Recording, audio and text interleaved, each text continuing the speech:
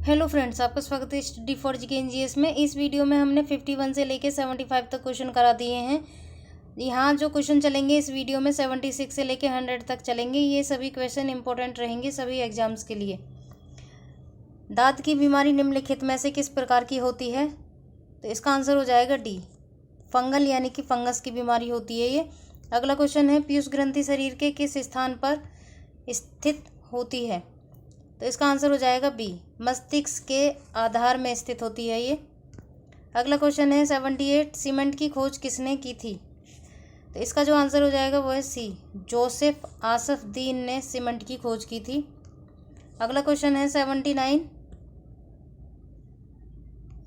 अकबर की धार्मिक नीति के संबंध में निम्नलिखित में से कौन सा कथन सही नहीं है? तो इसका जो आंसर हो जाएगा वो है ए, उसने उस समय में सभी प्रचलित धर्मों के बीच इस्लाम को सर्वोच्च स्थान दिया था। ऐसा नहीं था, उसने सभी धर्मों के नीतियों को अपनाया था अपने उसमें। अगला क्वेश्चन है, औरंगजेब का मकबरा कहाँ स्थित है? तो 80 का जो आंसर हो जाएगा वो है सी, औरंगाबाद में। औरंगजेब का मकबरा कहाँ है? औरंगाबाद में। अगला क्वेश्चन है, ट्रिप्स और ट्रिम्स पद संबंधित हैं। तो 81 का जो आंसर हो जाएगा वो है बी, ये दोनों पद WTO से संबंधित हैं।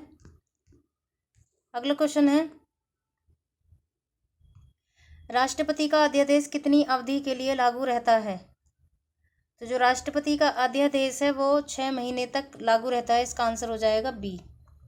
82 का क्या आंसर हो जाएगा? बी।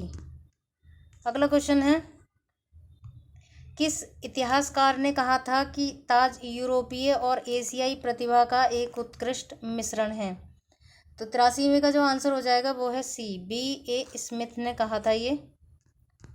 अगला क्वेश्चन है 84, बिना विराम चलने वाली पहली वातानुकूल रेलगाड़ी यानी कि दुरांतो निम्नलिखित में से किन स्थानों के बीच चलाई गई थी? तो इसका जो आंसर हो जाएगा ए, ये चलाई गई थी सियालदाह से लेके नई दिल्ली तक चलाई गई थी, बिना विराम चलने वाली पहली वातानुकूल रेलगाड़ी यानी दुरांतो। अगला क्वेश्चन है, निम्नलिखित में से कौन सा नाम मुगल काल के संगीत से जुड़ा हुआ है? तो इसका जो आंसर हो जाएगा 85 का आंसर हो जाएगा सी, बाज बहादुर का नाम जुड़ा हुआ है। अगला क्वेश्चन है 86वां क्वेश्चन है, भारत का अंतिम मुगल सम्राट कौन था? तो भारत का जो अंतिम मुगल सम्राट था इसका आंसर हो जाएगा बी, बहादुर शाह द्वितीय था। कौन था? बहादुर शाह द्वितीय। अगला क्वेश्चन है,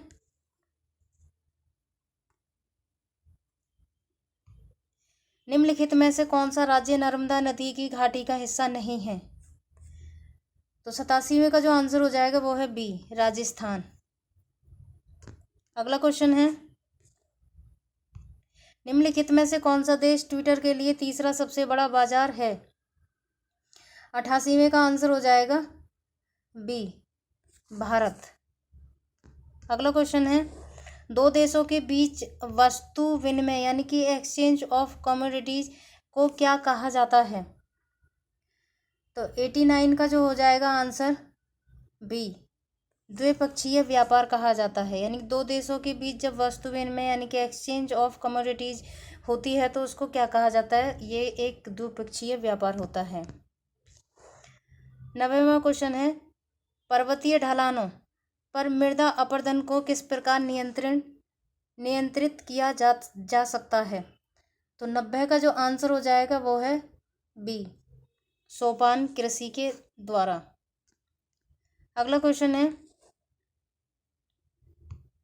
जियोग्राफी शब्द किसने निर्मित किया था? तो 91 का हो जाएगा बी, ये किया था इरोटस्थेनीज ने। अगला क्वेश्चन है, निम्नलिखित में से किसको भारत का पारिस्थितिकी तप्त स्थल कहा जाता है? पारिस्थितिकी तप्त स्थल।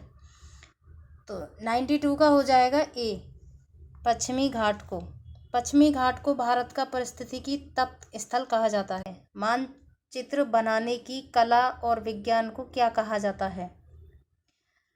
तो 93 का जो आंसर हो जाएगा वो है बी, मानचित्र कला। अगला क्वेश्चन है, पृथ्वी कितनी पुरानी है, इसका निर्धारण किस प्रकार किया जाता है? तो 94 का जो आंसर हो जाएगा वो है बी, रेडियोमेट्रिक काल निर्धारण के आधार पर पृथ्वी कितनी पुरानी है इसका निर्धारण किया जाता है। अशोक ने किस बौद्ध साधु से प्रभावित होकर बौद्ध धर्म अपनाया? तो इसका जो आंसर हो जाएगा, इसका आंसर हो जाएगा बी, उपागुप्त को देखकर। अगला क्वेश्चन है, यह घोषणा किसने की थी कि लोकतंत्र ऐसी सरकार होती है जो जनता की, जनता द्वारा और जनता के लिए हो? तो 96 का जो आंसर हो जाएगा वो है सी, अब्राहम लिंकन ने। अगला क्वेश्चन है, लोधी वंश की स्थापना किसने की थी? तो लोधी वंश की जो स्थापना की थी वो की थी बहलोल लोधी ने। इसका आंसर हो जाएगा सी, इसका आंसर हो जाएगा सी, बहलोल लोधी ने। अगला क्वेश्चन है, हर्षवर्धन को किसने पराजित किया था? 98 का आंसर हो जाएगा बी, पुलकेशिन द्वितीय ने। हर्षवर्धन को पुलकेशिन द्वितीय ने हराया था। अगला क्वेश्चन है, निम्नलिखित में से कौन सा व्यक्ति निरक्षर था? तो 99 का हो जाएगा सी, अकबर। अगला क्वेश्चन है, किस गवर्नर जनरल का नाम राज्य हड़प नीति यानी कि डॉक्ट्रिन ऑफ लैप्स के साथ जुड़ा हुआ है? इसका आंसर हो जाएगा बी, लॉर्ड डलहौजी। अगर आपको अच्छा लगे तो मेरे चैनल को सब्सक्राइब, लाइक, कमेंट कर सकते हैं। Okay, thank you.